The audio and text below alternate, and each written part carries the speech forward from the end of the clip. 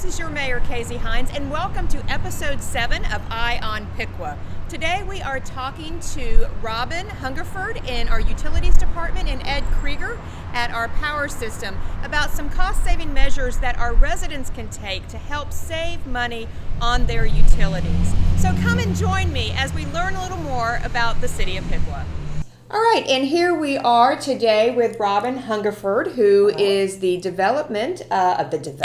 is the direct utility manager of our utilities office. Thank you. And before we get into talking about ways to save on our electric and water, which is what this episode is going to be about this time, I just wanted to let our viewers know this is episode 7 of our Eye on Piqua series. In the past year, we have done Indian Nation Station to introduce to the public about Indian Nation Station and all the good work they are doing to bring information to our community. We went out to the water treatment plant and we walked around and talked about our water treatment plant, the history of it, and just got an idea of the new plant that we have and the reasons why we needed to get to that point.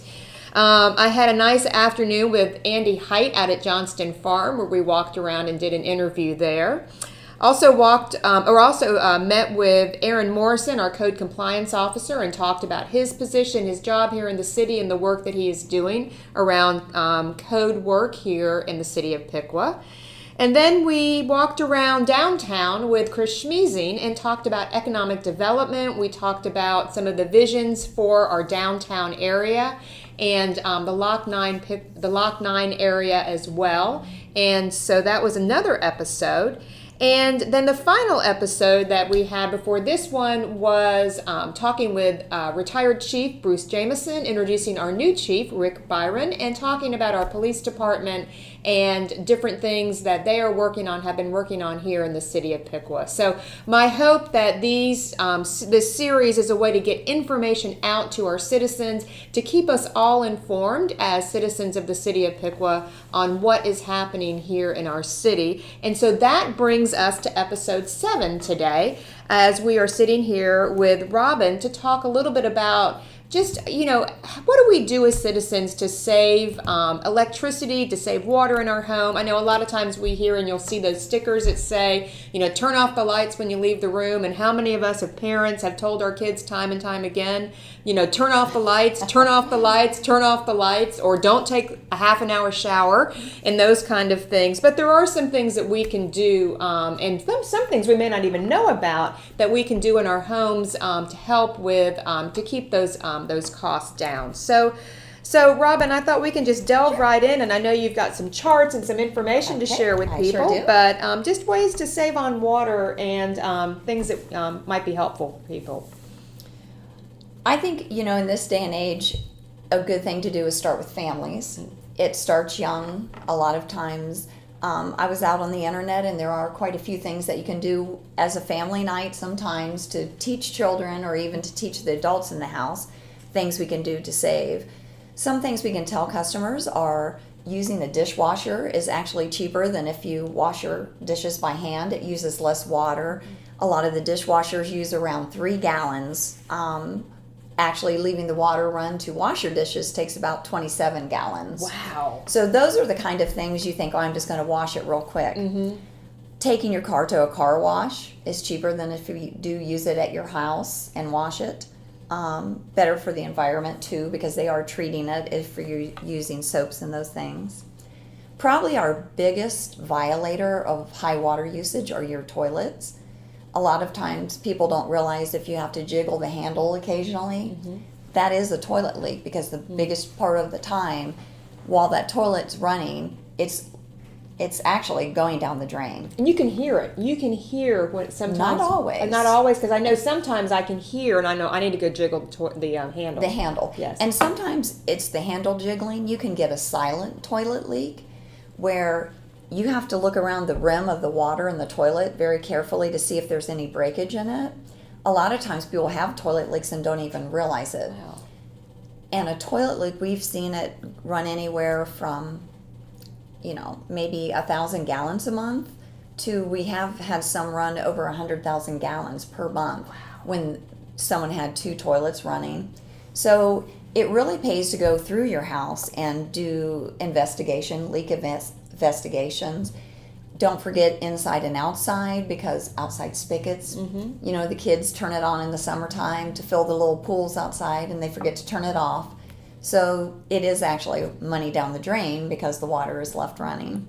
I know that in my house, sometimes with my spigot outside, if I don't turn it all the way, I may think it's off, but then next thing I know, I go out and there's still a little trickle coming out of the hose. Yes. So you really have to make sure you get it really tight. Yes. And that's really good. And that's one way you can have a family fun night. Teach your children from a young age. Don't take a half-hour shower. Limit the showers to 5 minutes. Teach them that whether they're brushing their teeth or washing dishes, to turn it off in between time.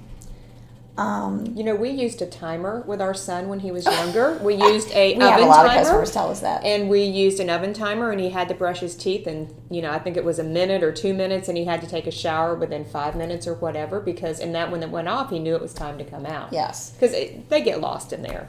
And they don't realize. And that's why there's so many fun things out on the internet, little games you can play with your children, dot-to-dots, coloring pages that teach them that they need to conserve water, And they'll understand when their parents and their kids are doing the same thing. When they get a little bit older, share the bill with them. Explain to them that, if we do these things, we can cut it down so they actually know how much it is costing when they're taking the long showers and that. One thing we try to tell our customers a lot of times, because you can't always tell if you have a toilet leak, a lot of times you can put food coloring in the back of your tank at night. If you wake up in the morning and no one's used it during the night, or just do it for a couple hours, if that color, say if you use red food coloring, if that red comes down into the bowl of the toilet, that means that flapper is not setting good and you have water constantly running in the toilet. That's a good way to find a silent toilet leak. If the handle's, if you're jiggling the handle, it is actually cheaper to pay the plumber than it is to continue to let the water run. Better for the environment to get those kind of things fixed. With just a little drop of food coloring. Yeah, just put a couple drops of food coloring in the back of the tank. Don't flush it for a while. And if you suddenly have red, green, or blue water down in your bowl, that flap is not setting and the water's just constant. And if it's running into the bowl, then it's constantly running down into the drain. Okay. You can help your children to learn. Like I said, there are a lot of great websites out there that have things that you can teach them to do that, or even as an adult to go out there. The EPA has different websites or fun things you can do. Turn off the faucet while you're brushing your teeth, which you said you did that with your son. Only run your washing machine or dishwasher when it's full. A lot of people will run it when it's half full, and constantly running things that just anything you use, it does help increase your bill. It does. Yes. And I think part of it is just those cost-effective measures that we can do in our own homes. And as you said, on the internet, there is so much information out there on the internet for energy-saving tips for families. In your home, and sometimes just simple things that you do can really save a lot of money. Yes. And and you want to, we don't want to give away our money if we don't have to. Obviously, we need to pay for the stuff that we use, but at the same time, we don't want to, give out money that we might be able to, save by some of these cost-saving techniques. Well, I know that do you have any other suggestions? Well, one thing and it's so important that people go through their homes. Everything in your home belongs to the customers. One of the things to do, it is good to do a leak check, and if you go through, if you're a homeowner, you might want to fix it yourself or contact a plumber to get that taken care of. If you are renting, you do need to contact your landlord and hopefully get the landlord to get things fixed for you so that you're not using or spending money that should be corrected.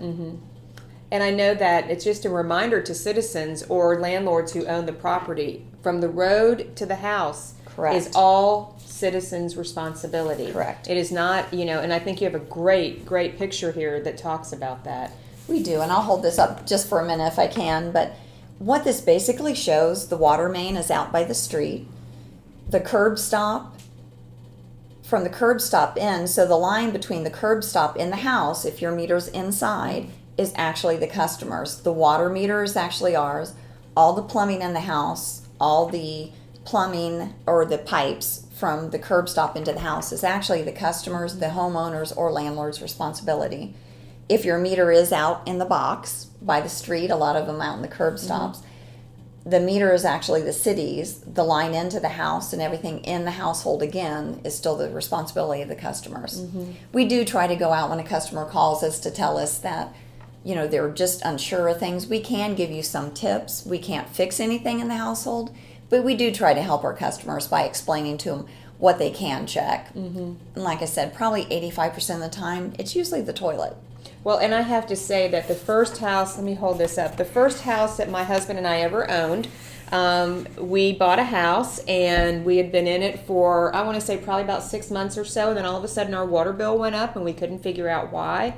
And we had a plumber come out, and come to find out there was an old pipe here that had a leak in it, and it was a tree root or something that gotten into it. So we had to pull that whole thing out and put a new pipe in order to fix it. And that was our responsibility because it was between here and into the house. And one good thing we can do, we can send our serviceman or one of the meter readers out, because we just found one the other week. What happens if he looks at the meter in the box, and if you turn your master valve off inside the house, if my serviceman is watching, if the meter stops, there's nothing leaking here. But by turning the master valve and everything off in the house, if the meter is still running, that's how we find those leaks that are in between the house and the meter. Wow. And many times that's what it is. I mean, if you have old pipes or anything like that. So that's just another great cost-saving measure that people can do. Excellent. Nice artwork. Okay, I know you've got a few other things. So one thing I do want to talk about is another good thing to educate the family on. There's so many working parents now. The mother and father both work, and the children may be home by themselves. Get everyone together. 2 important things everyone needs to know, whether you're a homeowner or a renter. Where is the master valve in your house? The children are home, something breaks.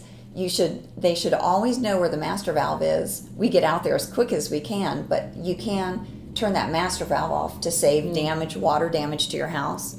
The other thing is a toilet. If your toilet starts to overflow, and we have this in our TV down in the lobby, if your toilet starts to overflow, does your children, do the adults in the house know what they need to do? You can turn the valve off, the valve off in the back to stop the water flow.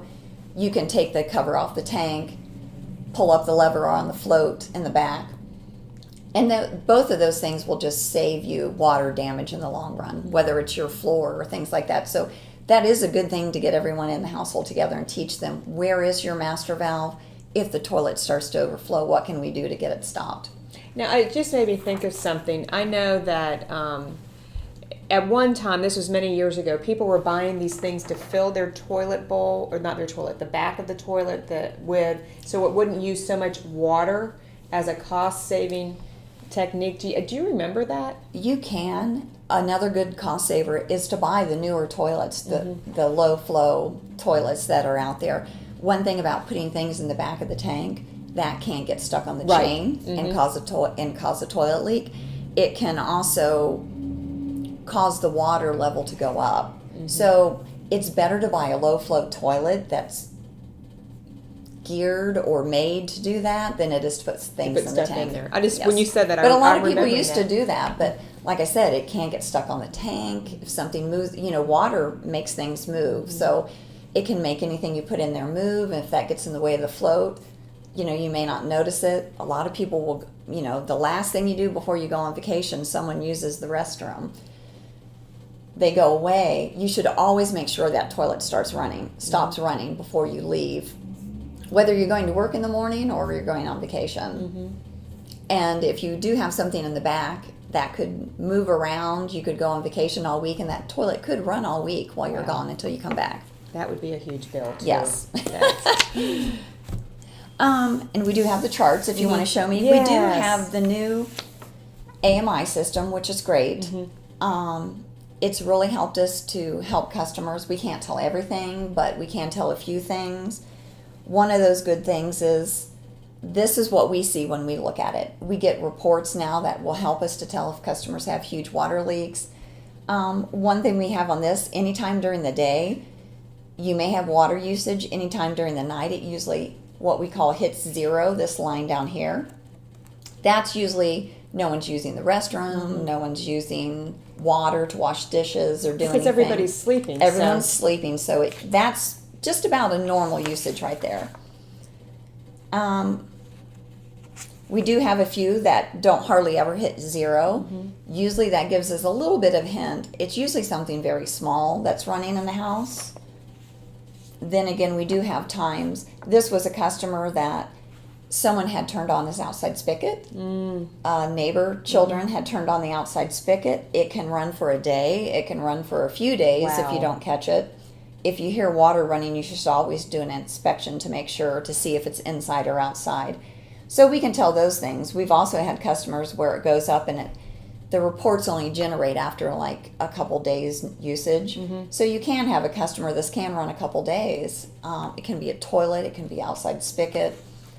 And, it's just more or less money down the drain. So our new meters help us see this. That's one of the advantages of those new meters. Oh, okay. And one of the advantages this customer does here, the zero line is down here. It's never hitting zero. That tells us something is running. So there's water. This is all water running. Basically. And with this report, it's telling us this customer's basically, now remember we bill in 1,000 of gallons. This customer is using 60 gallons, not 1,000, but 60 gallons per hour, and it's never hitting zero. So that tells us they probably either have a leak somewhere in the front of the house or they have toilets that are just running all the time. Wow. So the new system has been really great about helping with that. Okay. Excellent. Well, good. So I know one of the things we talk about a lot of times, people want to know what type of assistance is out there, because sometimes that people do have trouble paying their bills. Correct. And I know that, with Piqua Compassion Network, Salvation Army, those types of places are out there. But can you talk a little bit about government assistance and what programs that the city is involved with? We do. We have a lot of great agencies. We work with them on a daily basis. CAC, Salvation Army, the Veterans Services is a great organization. Also, Human Services, Piqua Compassion works with a lot of churches to help assistance on that. So when a customer does come in, if they are having issues paying their bill, we can get them set up with one of these agencies if they meet the financial guidelines. Another example would be this customer where it's never hitting zero and their water is running. Could be a tenant where the landlord, unfortunately, may not be helping them to get it repaired. Or if it's a homeowner that has, something has happened in their household, we do try to work with those customers so we can set up with some type of payment arrangement, get them set up with an agency if they can. Since we are a municipal government, we are not available to use things like PIP. Those are for IOs, which would be Ohio Edison, Dayton Power and Light, Vectren, those type of things. But we do try to work with these agencies, and like I said, we do work with them daily to try to get the customer whatever assistance they need so they can get them done. HEAP, we work with HEAP. HEAP is a fantastic thing now with HEAP, it goes on your main source. We always keep applications in our office, but if you have gas heat, it would actually go on your Vectren bill, not your City of Piqua. But we do keep the applications in the office so that customer can come down and get that, fill it out, send it in, and they determine what your main source of heat is and then pay whichever company is your main source of heat. Well, and I do have numbers here. The city received through the HEAP Energy Assistant Program payments in 2017 of $35,222. In 2018, $37,975, and to date in 2019, $34,517. So there are residents that are taking advantage of that HEAP program. And we do in the last couple years, we've seen that amount that they're helping increase.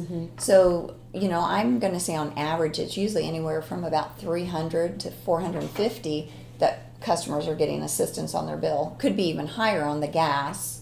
But on the electric side, they usually help about $300 to $450, and it's a one-time assistance you get for the year. Excellent. And this information is located in the utility. It's available in the utility office. So if the customer wants to come down, or we have some customers that aren't able to get out, we can mail it to you to get you set up with those assistants. Excellent. Okay. Any other thing with the? I have one more question to ask you about stormwater, but did we hit all of our? We hit all of our charts and everything? I think we did. Okay. So the last thing I have is I wanted to talk with Robin about was stormwater fee breakdown. As a commissioner, I get quite a few questions about stormwater and just understanding kind of how we bill for that. A lot of times people will say, well, do I get billed every time it rains? Does my stormwater rate go up when we have a lot of rain? So, and I know this is, there's some words here like ERU and hard surface and things like that on how we set the fee for stormwater here in the city of Piqua. So can you kind of help us understand kind of how we do that? Sure. What happens is with the stormwater, it's for the maintenance of our stormwater system. It is basically broken down. Almost every residential customer is charged 1 ERU, and an ERU is the hard surface. It's billed to the owners each month, not to the tenants. We do have a few landlords that do insist their tenants pay it. That's between the tenant and the owner, but we do bill the owners each month. So a landlord would have to pay this for the property the Correct. tenant lives in. Okay. Correct. No matter if it's a 1 dwelling or a 3 dwelling, and almost all residential properties are 1 ERU, which would come out to about $6.70 per month. Each landlord has a separate account set up for that they pay. So we do bill the owners on that. And it is, when they say hard surface, the hard surface is taking into account the home, your actual home structure, sidewalks, driveways. One commercial would be, an example would be the mall. There's a lot of hard surface out there. There's a lot of parking lots, businesses, they have a lot of parking lots, large structures. So the businesses are actually charged per ERU, but someone has gone out from the underground department. Sky takes care of that for us. So he goes out, and they've actually, in the past, they had measured all the commercial properties. They determine it's 5 ERUs. Then it's multiplied 5 ERUs times the $6.70, and the business would be billed that. Some are larger than others, but the residents are almost all $6.70. Okay, and I know here there was an example of a big box store that has about 200,000 square feet of hard surface, Correct. which is roof and parking lot, like you said. Correct. That is about 37 ERUs, because they round to the nearest ERU. That's, for each ERU being the 5,400 square Correct. foot. And so they would then pay 37 ERUs times the 670, which is what we pay for per ERU, which would be about $247.90 a month for a stormwater fee. And that's for the commercial. That's for commercial accounts. We do have some large commercials. Yeah, but for residents, it's $6.70. Correct. For the typical, because 5,400 square feet is hard 1 surface. ERU. Yeah. Okay. Right. And like I said, that is billed to the owners. It's billed to the owners each month, not to if you're a tenant, your landlord would be paying the stormwater fee. Okay. Well, the only other thing I have is just any other cost-saving techniques, things to share with people. I will say that one thing that I know, a lot of us, we love our water, and I have to say we have great water here in the city of Piqua. We do have good water. Our water is really, really good, and so many of us go out, and I do it as well. I have a teenager. We have water bottles after water bottles after water bottles in our house, in the refrigerator, and typically we grab one as we go out.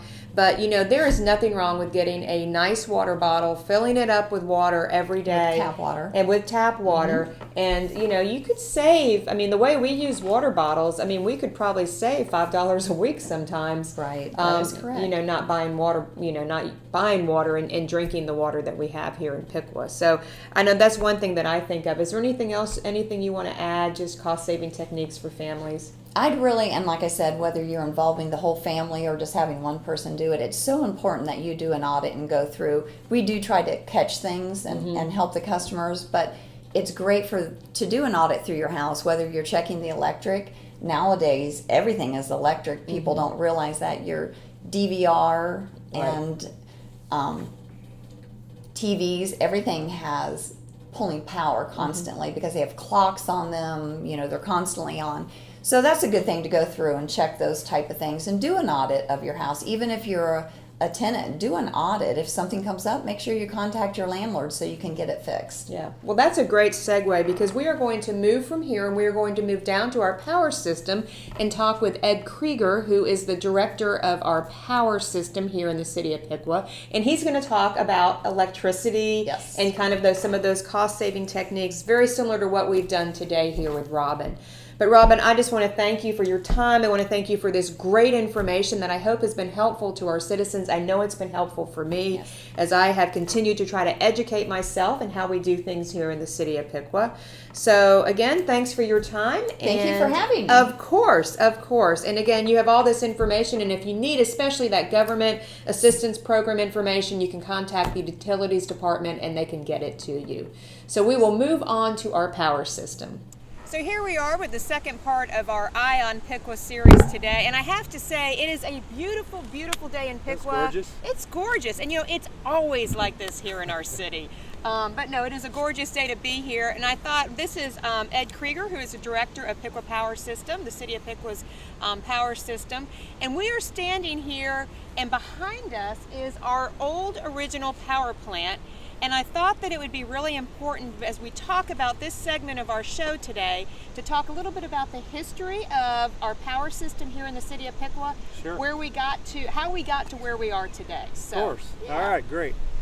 So yeah, this is a beautiful location. Not long ago, we transformed this whole area into this beautiful riverfront park, and if you look at the building now, not a whole lot going on other than bikers coming by and runners, but at one time this was a pretty busy area.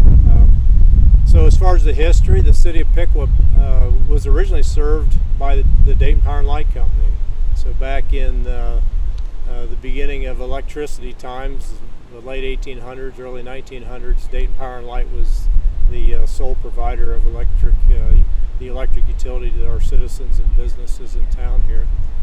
And actually during the Great Depression, the citizens and the forefathers and the folks that were in charge of the city decided it made sense to build a competing electric utility because they weren't really happy with the cost of electric service during the Depression. So during that time period, they took it to the voters and they agreed, let's build a competing power system. So again, during the Depression, they made the decision, and if you look at the building, it was actually built in stages. So the original power plant was this section that's at the far north end here, and you can tell by the different colors of block and things, but the original power plant was built here. It was built as a competing utility, the Dayton Power and Light Company.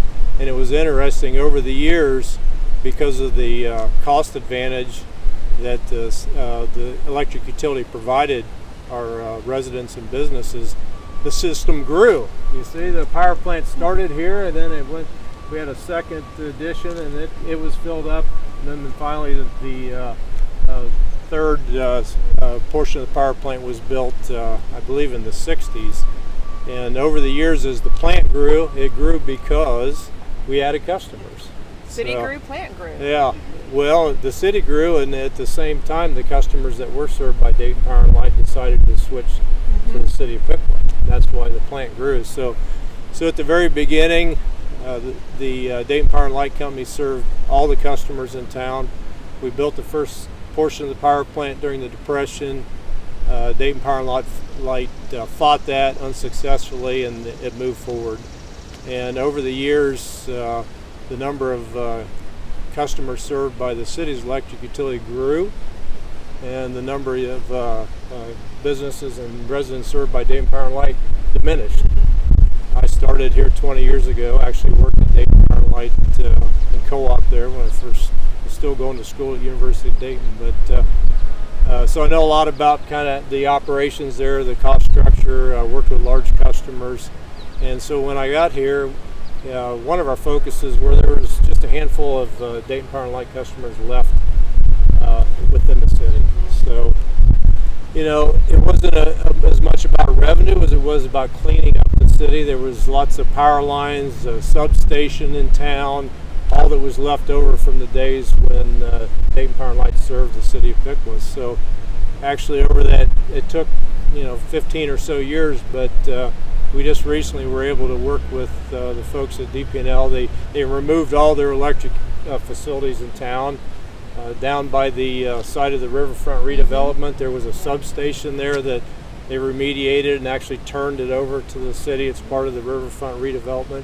There were lines that were built down South Street that were removed, and all their infrastructure in town has been removed. So DP&L made the decision they couldn't compete with us in terms of cost and reliability, and decided to move out of town. Yeah, and I know that for many people, just as the advantages of having our own utility department are many, or our power is many. So can you talk a little bit about some of those advantages for having it local? Yeah, local control is huge. As these large utilities seem like they get bigger and bigger and then get bought out by larger companies. Dayton Power and Light is now owned by AES, and their headquarters are in Virginia. So the great thing about a city-owned utility is our headquarters are here, right? And the second, one of the other great advantages is we're an at-cost utility, so we don't have stockholders, we don't pay dividends. Basically, our costs, we run the utility at cost, and the customer's electric costs are directly related to our costs. So, and we're very sensitive about our cost structure.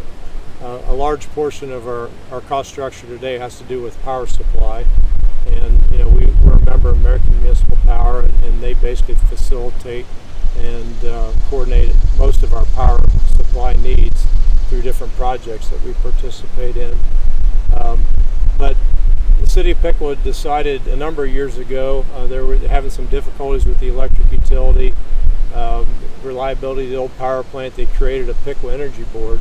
And that Piqua Energy Board has been in place for a number of years. We still meet every Tuesday if we have business at noon in the power system, fourth Tuesday of the month. So we have 12 meetings scheduled. We'll typically hold 6 to 8 meetings a year. And the Piqua Energy Board is made up of two Piqua City Commissioners. Currently Bill Vogt and John Martin have been fairly long-standing members on the board. But we also have 10 residents of Piqua that are either residential customers, commercial customers, or industrial customers. So we have a great representation on the Piqua Energy Board. We have Greg Blankenship from P&R that serves on our board. Sharon Lyons is our current chair. She's takes care of the financing and accounting at Hartselle Industries. Lynn Seaver at Piqua Steel. So it's a great group. They help provide insight in terms of moving forward on different initiatives. They were involved, as well as the City Commission, with the different projects that we participate with American Municipal Power now. And again, power supply represents 75% of our cost structure right now. So the AMP bill that we receive every month accounts for the majority of our costs. At one time, we generated all our power here for the most part. Well, now the only power we generate in town is through our 2 combustion turbines that we use for peak shaving. Those units are very cost effective. They've been able to save us anywhere from $1.5 million to $2.5 million a year by shaving the city's peak during high load periods. So in addition to that, we have partial ownership in the Prairie State coal plant in Lively Grove, Illinois. It's the cleanest, newest coal plant in the United States. It's has $1 billion worth of environmental controls on the back end of it. It's a mine mouth plant. The coal's right there, so it doesn't have to be transported. We have partial ownership in a natural gas combined cycle plant in Fremont, Ohio. Everyone knows natural gas prices are very competitive right now, which helps. So we have this diversified power supply made up of a number of resources. We're a partial owner of hydro projects. We have, there's 5 different projects located on the Ohio River. The Meldal Greenup projects, the Cannleton, Willow Island, Smithland projects. They were all built at existing Army Corps lock and dams that were built for flood control and navigation. And these plants were just put in service as recently as the last one about a year or 2 ago. So almost 20% of our power supply comes from green and renewable resources. We have we have a power purchase agreement for wind. That's if you ever drive over to Indiana on your way to Chicago, you'll see the Blue Creek Wind Farm, and there are a number of wind turbines that are in Paulding and Van Wert County. So part of our power comes from that project. And our most recent renewable resource are the solar projects. So as a participant in the AMP Phase 2 solar project, we had the opportunity to not only subscribe to the project, but if we had competitive sites, we could build sites. And the first project was commissioned last year at the site of the old Staunton School. It's a 1.7 megawatt solar project in relation to our total system load of about 65 megawatts. That's a fixed panel system. And the newest project that we just recently brought on commercial within the last few weeks is the Manu project. Much larger project. It's the second largest project in the AMP Phase 2 solar project portfolio. Bowling Green is the largest project. It's 20 megawatts. This project is 12.625 megawatts, and it's a tracking system, so it follows the sun. So if you're out in that area, you'll see the panels tilted facing the sun as it rises, and it follows them all the way through the day, the sun all the way through the day till it sunsets. So power production from that facility picks up about 6:30 a.m. and it kind of ceases at about 9:30 a.m. So it's a beautiful project. They've really cleaned the area up there. We were able to work with NextEra, who's the owner and developer of the project, just like the Staunton project, in terms of the landscaping buffer that we installed. The intersection of Manier and Washington McKinley, we improved the line of sight there for safety. So it's something that our citizens are really. I get a lot of positive feedback from our citizens and businesses about these projects. It's one thing having a resource in Illinois or Fremont, Ohio, but these are resources right here in Piqua that they can go out and look at and kind of touch and feel and have the senses. And it's like, you know, on a hot summer day like we had last Friday on the 19th, that's kind of the peak day of the year so far. Almost 25% of the city's peak demand were coming from those two projects. Wow. So, wow. Well, and I have to say, I as well have had citizens tell me how much they're appreciative of just the beautiful landscaping. There's a nice entrance now coming into that part of our city. Again, I had calls about that corner and how hard it was to maneuver that corner. Sure. And so now that corner has been cleaned up, and you know, and I think it's important to remind the citizens that the city of Piqua does not own and run those fields. It's part of that AMP cooperative. It's a co-op that owns all of these different things, us along with other power suppliers or power systems. And the same with the one in Shawnee. Although we own the property, but we don't own we rent it to them. Is that correct? The only difference on the two projects really is on that project we planned for it, we budgeted for it, we purchased the property. I went through I think in excess of a dozen public meetings to get that one operational. NextEra and AMP, they were looking to fully subscribe the project. They needed some additional sites, and by connecting it directly to our distribution saving system, we were able to save them approximately $1 million on project costs. So they were able to use those dollars to purchase property directly. So they purchased the property, but in both cases, they're the owner and maintainer of the assets within the fence, right? And so our cost for both of those projects was, again, we purchased the property for Staunton, but the common cost for both of those was the cost to connect to our system. So we connected both of those systems to our distribution system. They provide us benefit in terms of electrical cost reduction. On peak day, it reduces the loading on the lines, it reduces the loading on our substations. So it's above and beyond the benefits of the power that we receive from these projects. The Phase 2 solar project is the second lowest cost resource we have in our portfolio. Wow. So behind only the New York Power Authorities, we have a small allocation of old hydro that was built up in Niagara Falls area, 1 to 2 megawatts, whereas obviously this is closer to 14, 15 megawatts. So yeah, it makes me, and if I'm making this connection, if it's right or not, let me know. Okay. But it makes me think about when you sit down with a financial advisor, and you sit down with a financial advisor with your money, and you're looking to them, and they're trying to tell you need to have a diversified portfolio. Oh, definitely. So you need to have money in international stocks. You need to have money in stocks here in our country. You need to have bonds. You need to have a variety of things that are running at different levels in order to make the best use of your money. So to me, I think about AMP Ohio and what we're doing with that portfolio and the diversity of it. It's the same thing for our power. Is that a great kind of connection? It's definitely fair. And one correction is it used to be AMP Ohio because AMP was just Ohio. But when we started building these projects, we needed more critical mass because they're large projects to get the economics you need. So AMP, during the subscription process, they're in 9 states now. Okay. So they changed their moniker from AMP Ohio. Now they're AMP. So, but diversity is key. Mm-hmm. And right now natural gas is kind of the thing, right? With fracking, lots of abundant supply. Power prices are really being driven down by natural gas right now. The markets are low.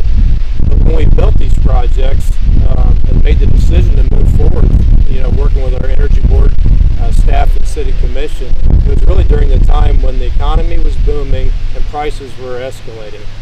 So the plant had been shut down in '96, a few years before I started working here in Piqua. We basically moved to the market. We didn't have resources, and because the market was available and it was cost effective.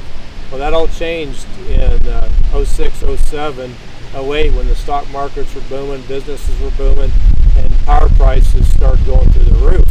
I started receiving phone calls from businesses. I remember Sharon Lyons, our chairman of our energy board, called me and wanted to know why the power costs were going up, and it was because we were captive to the market.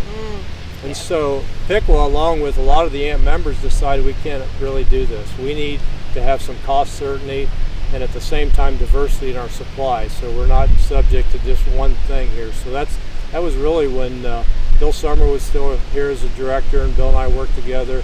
And over the years, even after Bill's departure, we've added some more resources to the portfolio with the whole idea, let's build this diverse supply. We still have about 10% of our needs are on the market, and that's a good place to be for that. But we've also built these renewable resources up, which, carbon free is kind of the future. The timing of it and what it looks like is there's kind of still maybe a little bit unknown. But one thing we know is that citizens want green resources. Right. They want renewable resources. Right. So the state of Ohio actually had a mandate for the investor owns of building to 20%. They're nowhere near that yet. Well, we took as a voluntary initiative, and kind of most of the AMP members took it on their own to let's build this portfolio that includes these renewable resources. So. Yeah, and as I think about our city, I hope our citizens realize how fortunate we are to have our own water supply and our own power supply. I mean, this is huge, that we don't have to go outside of the city of Piqua. We can all do it within our city. And a lot of cities don't, and so, for example, when something happens, the response time is better because you're local within your own city, and and so there's huge advantages to having our own water and our own power system here in the city. So the reliability piece is something that we take a lot of pride in. Mm-hmm. We've been measuring and tracking power outages since 2004, and it's something we're very focused on during that time period. When we first started tracking, we were averaging 200 to 250 power outages a year, and now that number is below 100. So, and the second side of that is when you have a power outage, how long does it take to respond? And typically, we track that as well, and typically it's 30 to 45 minutes to respond. So I remember a story about a lady that lived on Park Avenue that had called me up. It was a Sunday afternoon. They had a squirrel get into a transformer, and Terry Peak, who's no longer with us, he passed away of a heart issue way too early. Great lineman, but he responded, had the power back on in less than 45 minutes on a Sunday. Wow. I think it was at 10 or 11 o'clock on Sunday morning. And she had a visitor from the East Coast, and she was just blown away. Yeah. This really happens. Mm-hmm. So usually if you have an outage on the East Coast, you're out for 5-6 hours. I agree. I So- actually lived in New York when we had the issue up in New England. It was back in the early 2000s Right. when Oh, something yeah. happened. Yeah. And we literally, I was on the east end of Long Island. We literally didn't have power for almost a week Right. because of that, to kind of bring everything back Sure. online. So it's, yeah, you know, people don't realize, you think about how many times do we have power issues in our city, and it really is not that many compared to other places Again, around us. one of the statistics we track is how often does the average customer have a power outage in Piqua, and typically that number is about less than a fourth of an outage a year, which means once every 4 or 5 years. Right. So, Well, speaking of awards and speaking of reliability, so I Sure. know that our power system has been recognized for how many years in excellence of reliability? yeah, so we participate as part of a member of American Public Power Association. That's our AMP is our regional joint action agency, and APPA does a lot of things for us nationally. And so a couple things we've been participating with APPA on is, one is the RP3 program. It's called Reliable Public Power Provider, and it goes into reliability, safety, workforce development, and system improvement initiatives. And we've received that certificate. It's a 3-year certification now. It originally was 2 years, but diamond certification is basically a close to or a perfect score. The criteria has changed a little bit over the years. We're the first AMP member out of 139 members to achieve that perfect certification, what they call diamond certification. We've received that 4 out of 6. Wait, repeat that again. Repeat that again. Yeah. That's important. Yeah. 1 out of 130. So 130 some members in Uh-huh. AMP, but we're kind of brothers with. We were the first one to achieve the certification, which was basically at the Well time, done. it was 100% perfect score. Yeah. So it's a benchmarking. I'm very big on benchmarking. Let's go out and find best way to do things. I'll share what we do here with others, but I want to go out and see what's out there. Why recreate the wheel? So it's a benchmarking against your peers in terms of, again, your safety programs, your workforce development, your system improvement, your reliability programs. So out of 6 submissions, we've achieved diamond certification 4 times. Twice we had platinum, one with a 98% score and one with a 99% score, I think. So very happy with that. And then as a spinoff of that, APPA created a program called Excellence in Reliability. So they take your reliability statistics and then they benchmark them against not only municipalities but investor-owned and cooperatives. And if you're in that top quartile, you achieve the excellence in reliability, and we've had that excellence in reliability achievement ever since they've started it. Wow. So, Wow. That's important for our citizens to know. I mean, you guys do a great job for us, so thank you. They take a lot of pride in it. Our Yes, employees I take a know. lot of pride in it. So I hate to toot your own horn, but I'm really proud of their efforts. When I started here, we had 41 employees in the power system. Today we have 21. So we continue to hire people. We had great employees when I started. The key is when somebody leaves for whatever reason, what do you do to improve yourself? And we've maybe have one employee doing the job of 2 before. Yep. And so I guarantee we're doing things better now than we did then. We're doing more things that benefit our customers, and so that's something we're proud of. And that goes back to the cost sensitive side of it. I'm very sensitive to what electric rates look like for our customers, and the neighboring utilities, the Dayton Power and Lights, the Pioneer cooperatives, and if we're able to save some money in another area, power supply is basically a pass-through, and that's 75% of our costs. But our focus is that remaining 25%, which includes personnel, right? So we've driven that down from 41 to 21 employees, right? Capital projects, really focusing on what are the key projects to take that have the biggest bang for the buck. Basically, there's costs that we absorb as an enterprise fund. You met with Robin today, the utility office, the meter reading, and everything goes along with that. The billing functions, we have an allocation of that as well. So we really try to focus on the areas that we have control on to keep our costs competitive for our customers. Well, and I think it's great to remind our citizens with that enterprise funds, those funds can only be used for what they are earmarked for. I mean, legally, we cannot take that money out of that and use it for something else. Right. I mean, that's what they're there for.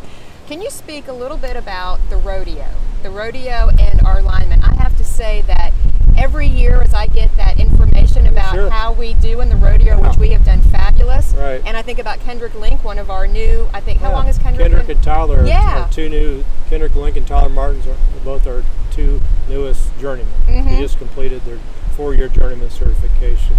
Yeah, great employees are millennials. Right, yeah, but I mean, but what they're able to do it's kind of a fun event. It's a way to kind of celebrate their talent and their trade. Right. But we do very well in those rodeos every year. So typically, and again, it's voluntary. It's up to the employees if they're interested in attending, but participating. AMP hosts a regional rodeo for the 9 states that we talked about, and our employees have done very well. And depending on how you place in that, you may earn sponsorship to go to the APPA National Rodeo, and we've had employees that have won events there and moved on and competed nationally. We've had at the national event, which is again a much larger stage, there's over 2,000 members of the American Public Power Association. We've had employees that have placed or won events there. One of our biggest accomplishments was in Kissimmee a few years ago. Jerry Perkins, who's one of our crew leaders, and Nate Hutchison, who now works for First Energy, both placed in the top 5 in terms of apprentices overall for the whole country. So Wow. our guys are very well respected nationally for their skills. In the rodeo, they kind of, it really, the name doesn't, people think of rodeo, they kind of think of, more of a fun type thing. They put a lot of effort into preparing for this thing, and the skills that they use to prepare for this rodeo are skills they use every day. So it makes them a better employee for us. Climbing poles, doing the work that they do with bringing the power to our city. yeah. I just wanted to mention that because I just think it's wonderful. Every year as I get those different brochures and they talk about it, we're always in there. I mean, that's one of the areas, and the other areas that our employees are really well thought of in the city of Piqua is mutual aid. Yes. We're a huge giver of mutual aid. In the 20 years I've been here, we've received mutual aid assistance twice, and every year we're going somewhere. Our employees have responded to 2 hurricanes in Florida. We've been in New York for an event there. We've been to Kentucky, West Virginia, and everywhere our employees go, we get remarks back about the work ethic. They're usually the last employees they'll let go. They'll start scaling back. Our guys are always the last ones. Our line workers are always the last ones left. And I always get some type of mention from the mayor of those communities of thanks. I know Gary and myself always will get some type of mention of thanks to those communities. I think of when you were in Florida, and I was born and raised in Florida, and I remember seeing those trucks down there, and and how exciting it is to see a City of Piqua truck down Florida helping. Down in Homestead, Florida. Down in Homestead, right? Or Tallahassee. Yeah. Yeah. So excellent. All right. Well, we are going to move inside now, and we're going to talk a little more about some cost-saving techniques that Ed has to share with us as residents of our city that we can do to help to cut our costs in how we use our electric. Sounds good. So now we are here at the power system here in the city of Piqua, the department that oversees all of our power here in the city. And we are sitting here in front of this amazing board. This is almost like, I don't know, the command central, if you will. So I'm going to ask Ed to kind of talk about what we have going on here. Sure. So when we built this new facility back in 2011 and moved from the dome, which has now been turned over to the federal government, so it was good timing to get out of there. But one of the things that we needed was an operations center, basically where we could monitor our assets, ensure things were operating the way they should be. And so this part of our building is basically during the day it's the engineering area. And we have employees, Brett Reed and Joel Hart, both work here during the day. They're also our SCADA in charge of keeping up these systems that you see on this display wall here. So when we decided to install this display wall as part of our project, we needed a system that was versatile and it could take into account really all the different systems that we maintain and operate. We don't have all of them up on this board. We can configure this board lots of different ways. You can see it's basically 9 screens that are meshed together and somewhat borderless, so you can just kind of work them all together. But one of the most important things that we do is monitor our electric facility. So you can see in the case here, this is Piqua substation number 1, which is located right across the street at the site of the old power plant that's been retired. Piqua substation number 3 is located up on Sunset. We have Piqua Substation 5, which is up at North County Road 25 there, right there at the northeast corner of the 25A and I-75. So these are the three main distribution substations where all the load for the city is basically monitored, and the operation of all the devices and equipment that's important to ensure that we have that reliable power service for our customers. So as you can see, this kind of shows where the high voltage power comes in from Dayton Power and Light on the transmission system, goes through these high voltage breakers, which this year we're in the second year of a program to replace all these aging assets with new vacuum, very environmentally responsible equipment. We started with sub 5 last year, replaced those 3 breakers. We're moving to sub 3 this fall, and these 4 breakers will be replaced. Power flows through the power transformer, where it's stepped down from 69,000 volts to 13,000 volts, and then it feeds into the switchgear that feeds the different feeders that kind of break up and serve different parts of the city. In case of sub 3 on Sunset, 1334 serves in areas such as Commerce, one of our large industrial customers. What's kind of neat to note on this is we also have our generation resources. We have our 2 combustion turbines, and you can see here at sub 5, which is the location for one of the units. You can see right now it's not operating, but we've got the ability to start this unit and also the one across the street at our substation number 4. And that's the turbine that we saved over $1 million, is that right? Yeah, so we have 2 combustion turbines, one out on the northeast end of town, one across the street. They're the one across the street is a 1970, brand new in 1970 General Electric unit. It was bought at the time because the city only had one tie to the outside world, and it was very unreliable. Well, now we have 3 different sources with 4 different ties into our system. We have a very reliable transmission infrastructure. And then we also, this unit here was added in the 80s, and it was bought used from a Canadian utility and put into service in the mid-80s. It's a 1965 unit. So over the years, the economics have changed in terms of operating electric utilities. Peaking resources have become very important to us. They typically save us $1.5 to $2.5 million a year by shaving peak during the summer. So last year we ran the units about 40 hours during the summer, and we were able to save our customers about $2.3 million. So over a free month of power. So we invested in these units. They were in a really bad condition. We installed new control systems, and they're operating really quite well right now. So in addition to those units, now we have our solar facilities. This is Staunton, which ties into substation number 1 across the street. And you can see it's generating close to capacity at 1.69 megawatts. It's a 1.7 megawatt system. Sunny day out today, all right? So the newest addition is the Maynard solar field, which is the tracking system. We've basically broken that system into 2 separate systems, and we have them interconnected to 2 different substations. One across the street, the same one that Staunton is on, is the Maynard side of the project, currently generating about 5 megawatts. You see as it feeds back into the system, you can actually see the total load. It's offsetting all the load on that circuit. So in addition to the 5 megawatts that's being generated, there's 4 megawatts of load that's being fed off that circuit. And so there's a surplus of a megawatt going back into the bus.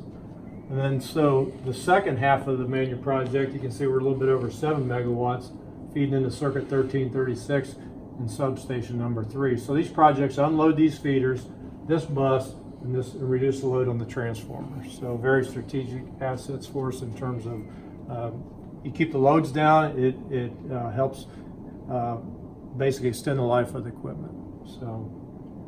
And it's a very similar thing that happens for somebody maybe who has solar panels on their home, and that means the solar energy comes in, which then levels things out, which then in turn, now you can see in that one little area, they're using, well, this one right here, negative 5.87.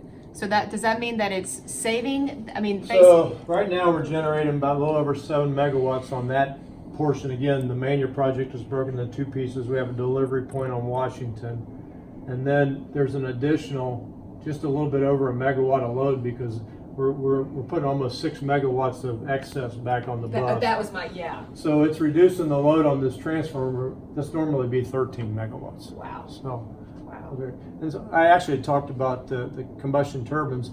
This is a shot of our number 8 unit, which is across the street. It's the new control system we installed. We can operate these units remotely, and we can actually operate them from this control area as well. We have a mapping system up here. We monitor the weather. There's a number of software packages that we're able to, depending on what we're doing at the time. So impressive. Wow. Great Excellent. resource. Great resource. Excellent. So now we're going to talk a little bit about ways to save within your home. And I know there's 2 great pieces of literature that you have right as you walk in the door here at our Power System office. One is for small business, Energy Matters for Your Small Businesses, a guide to saving energy and money from your local public power utility, and then one for your home. So I want to make sure citizens know these are available, but Ed's going to talk a little bit about some of the information that we find in these. These great resources. We talked a little bit before about the City of Piqua's membership in AMP, and then also an American Public Power Association. APPA is our national organization. We talked about the Line Workers Rodeo. They're active legislatively. Working on our behalf for the membership. Again, over 2,000 municipalities are members in APPA. And one of the great things they do is training and publications. And so a disclaimer on my part, what I've done for the 30 plus years of my career is I take care of the line that hits your house all the way back into the transmission grid. So as far as what goes on inside the house, what I'm going to try to convey is really just personal experience, knowledge I've gained over the years, and really convey what's available in these resources. There's a lot of great resources out there, but by no means am I an expert on energy saving. But a lot of these things are really just basic common sense. So can I point something out before we get into this? Sure. So it's very similar. It's the exact same thing as it was that Robin shared earlier with the water. They can get the water to that one entry point, right. But from there into the house, it's the homeowner's responsibility Sure. for how they use it and what happens between that entry point. And the electricity is the same way. Right. So these resources that you mentioned, they're not only available here, but we've made them available at the billing office, utilities office downtown at City Hall. So if you're down there and you're making a payment or you're trying to get some information, feel free to grab these pieces of literature. They're great resources. We've purchased these on behalf of our citizens. Again, APPA is very sensitive. They produce these high quality publications, get them out to the members, and they're great resources. So the one I'm going to talk a little bit about today is this Energy Matters for Your Home. It's for the residential, and this was actually published back in, I believe, 2012, and so it's become a little dated, and their APPA is actually in the process of doing a refresh on these things, because it's amazing how things have changed in really just a short amount of time. But I'm going to walk through this document just fairly quickly and point out some highlights. So like early on, they say find savings in every room. And it's basically what they're saying is you need to understand what's going on inside your house. You need to walk around. You need to look for things. They talk about the entrance of your house. Do you have outside lighting? What kind of lighting is it? Do you have it on occupancy sensors? The second item on here is actually a huge one, is windows, window coverings and blinds. So much of what you're paying for is either to heat or cool your home. And heat gain, it can be a huge thing by keeping the sunlight out during the summer, all right, or keeping it in during the winter. So that's very important. They talk about the use of ceiling fans, how important it is to address air leaks. They have a little common sense thing in here about a fireplace flue. If your flue's open, you have a lot of energy that's just running out your fireplace. Talk some about your appliances, your dishwasher, refrigerator, clothes washer. One of the really cool things about a lot of the initiatives and standards that have been developed nationally is you really can't find or buy new appliances anymore that aren't energy efficient. It's just the degree of energy efficiency. So one of the things that's talked about and highlighted in this document is if you go to www.energystar.gov, there's a lot of great resources out there that are available to you. There's a process where you can kind of walk through a kind of a home energy audit. There's lots of information on products that are available. So I would recommend that you go there, because Energy Star is really focused on helping you keep your consumption down. You keep your consumption down, you're going to keep your bill down. Well, and one thing highlighted here under the refrigerator section, old appliances can add up to 15% to your electric bill. And I think some people don't realize that. That's huge. Everyone likes to have the refrigerator in the garage, but see if you can get a newer one to stick in there, right? Yeah. And, comfort conditioning, the furnace, changing your filters, just little things.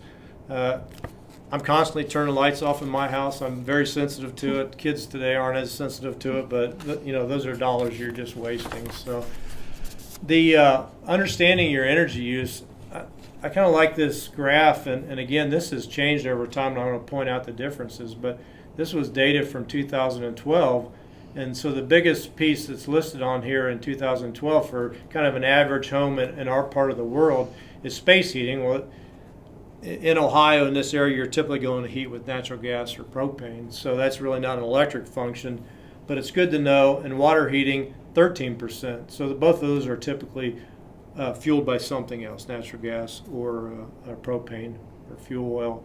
And the good news there is natural gas prices are almost at an all-time low.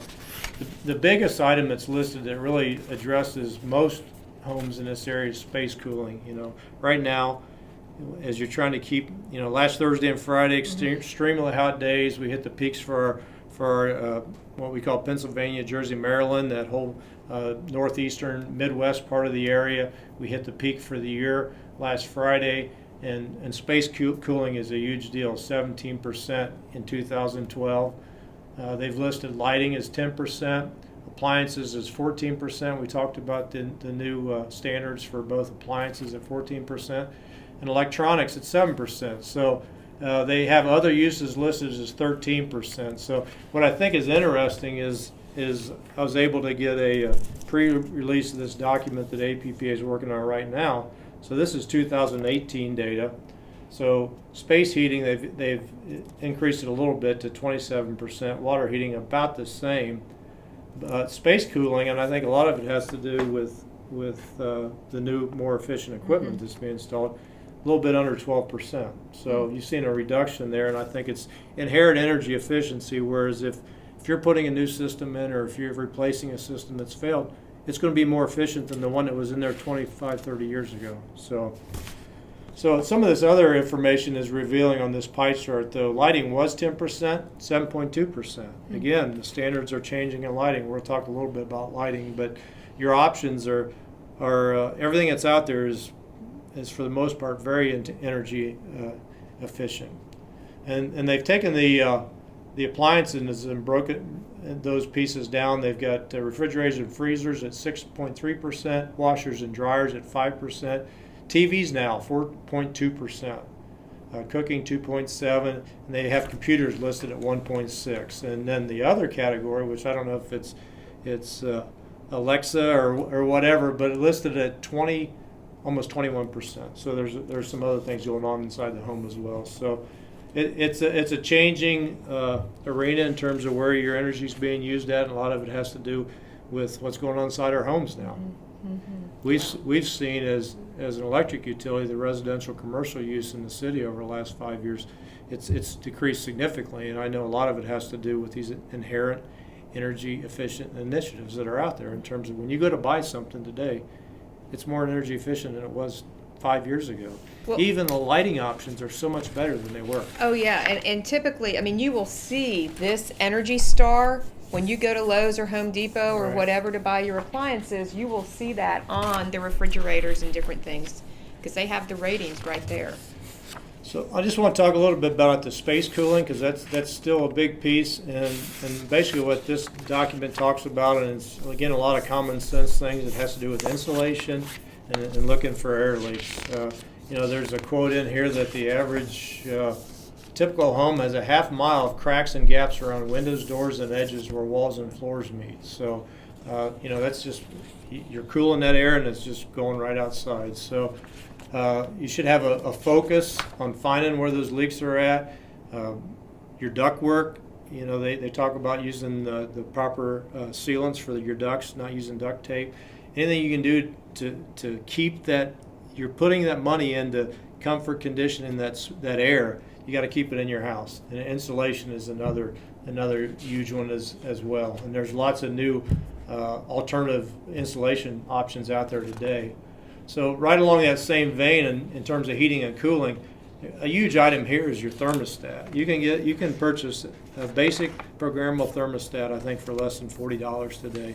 You can buy a very sophisticated option, which is like Google or Nest, that maybe $200, $250. But you've got the option then, as everybody wants to do today, is control things through your smartphones. So. And I will say that those systems are pretty amazing. We have one in our home, and it's great. Like if we're on vacation, I can check and make sure that I've set it at such a level. Or if I'm coming home and I want to make sure it's cool, right. I can a couple hours before put it down to the temperature I want it to be and walk in. And it's and they are. I mean, it costs a little money on the front end, but on the back end, it saves a lot. They say the average that's probably less than a year payback to put in a programmable thermostat, even one of the more expensive ones. So. That's one of the first things you should be looking at, I think. And then an item that not only is a home item, but it's a utility item as well, is lighting. And we talked a little bit about how that piece of the pie has dropped from 10 to 7%. And I can remember when the first complex fluorescent can lights for your kitchen came out. They weren't very good because the lighting color rendition was horrible. Mm-hmm. We'd replaced a countertop with a new countertop and replaced the old incandescent can lights with these CFLs with the squirrely jigs in them. And they made a brown countertop look green. So the first thing I did was pull them out, put the old ones back in. Well, now they've got this coloring thing figured out. And so depending on what type of color you want, there's lots of options out there. And now these LED technologies that are out there, they use 80% less energy than the old incandescent lights. I mean, it's a huge cost savings. And there's secondary benefits is the old incandescents were basically, they put out more heat than they did light. So they were heating your house up when you were trying to cool it. I guess that's okay in the winter, but they added heat gain. So the LEDs, they don't do that at all. They're much more efficient at lighting the space. And there are so many more options out there. There used to be, if you had ornamental fixtures, they really weren't options, but now they're making LEDs for everything. And from an electric utility standpoint, the city, on behalf of our customers and businesses, we maintain over 3,000 streetlights in the city of Piqua. And we started a program a number of years ago to start replacing the higher output fixtures, the ones we get the more bang for the buck, and we've replaced over 300 of the 3,000 so year to date, and they're mainly on the major thoroughfares. And but again, they're using 80% less energy than the old options that were out there. And when you talk about a residence trying to eliminate losses, those airs that cool air going out the door, losses from, if we have to buy power to light up street lights, and now we can do it for 80% less energy, and we don't charge for that. Everyone, in essence, is paying for that in losses. It's a cost savings for everyone. So we're going to continue that initiative over the next few years, and hopefully we'll complete the conversion of all those old fixtures to LED technology. Well, and I will say, just looking at this quickly, you talked about the coloring, and lighting color tone is measured on a temperature scale referred to as Kelvin. Am I pronouncing that right?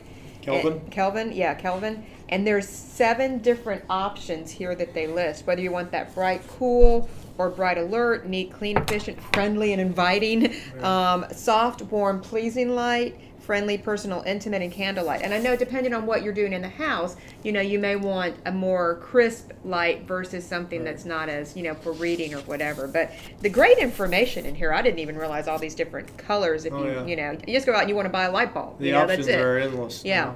So I know this building again was built in 11, and in the warehouse in the back, some of the original fixtures out there were starting to lose bulbs, and now we have LED retrofits we can place right in there that use a fraction of the energy. So just in that 8 years. So the last thing I'll point out in this publication is if you have a question about a specific appliance, a TV, something you think may be using a lot of energy, there's devices out there that can measure what that is. And one of the things that we're going to look to do as part of this initiative is purchase a few of these units and have them available to loan out to our residents if they're interested in trying to dive deeper into, if they're concerned they have an appliance, a device that might be an energy hole. So that's yet to come. So we'll be working on that. And that's good to know. So with these devices, you can plug them in, plug the actual, whether it's refrigerator or whatever, in, and it can show how much power you're pulling. Right. That's good to know. Okay, excellent. Well, this has been so wonderfully informative for not only me, but hopefully for our citizens as well. I mean, we want to be good consumers of our electrical and our water and the utilities that we have coming into our home. And we give thanks to our utility department and for the good work that you do for the citizens here. Again, the response time is phenomenal. And again, we are very lucky to have not only our water and our power locally owned by here in the city of Piqua. So there's a lot of good benefits I hope people have been able to hear today that we benefit from for having to keep that all local. So please let your everybody know in your department how much we appreciate them, and I really thank you for your time. Hopefully this has been a good education piece for all of us. So thank you. I appreciate it. Yep, thank you. And we will see you on our next Eye on Piqua.